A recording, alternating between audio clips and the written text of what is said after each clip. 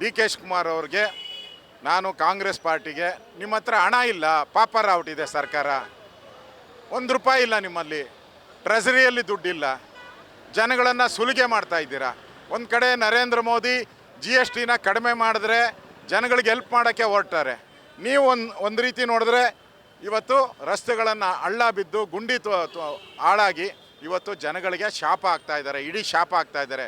ಯಾಕನ ಈ ಸರ್ಕಾರಕ್ಕೆ ಓಟ್ ಹಾಕಿದ್ರಿ, ತಪ್ಪು ಮಾಡಿದ್ರಿ ನಾವು ಅಂತ ಇಡೀ ಶಾಪ ಹಾಕುವಂಥ ಪರಿಸ್ಥಿತಿಯನ್ನು ನಾವು ನೋಡ್ತಾ ಇದ್ದೀರಿ. ಇದು ಸಾರ್ವಜನಿಕರು ಹೇಳುವಂಥ ಪ್ರಶ್ನೆ, ಇದು ಅಶೋಕ ಹೇಳೋ ಪ್ರಶ್ನೆ ಅಲ್ಲ, ಸಾರ್ವಜನಿಕರು ಹೇಳುವಂಥ ಪ್ರಶ್ನೆ. ರಸ್ತೆಗಳು ಯಾಕೆ ಹಾಳಾಗಿದೆ?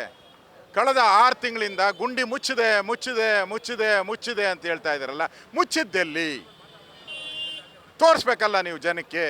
ಸತ್ಯ ಹೇಳಿದರೆ ಮುಚ್ಚಿದ ಗುಂಡಿಗಳು ಯಾಕೆ ತೆರೆದಿದೆ? ಮುಚ್ಚಿದ ಗುಂಡಿಗಳು ತೆರಿಬೇಕಾದ್ರೆ ನಿಮ್ಮ ತಪ್ಪೇನು? ನೀವು ಕೊಟ್ಟಣ ಹಳ್ಳಕ್ಕೆ ಹೋಗಿದೆಯಾ, ಇಲ್ಲ ಯಾರ್ದಾಜು ಜೋಬ್ಗೆ ಹೋಗಿದೆಯಾ? ಇದು ಜನ ಕೇಳ್ತಾ ಇದ್ದಾರೆ.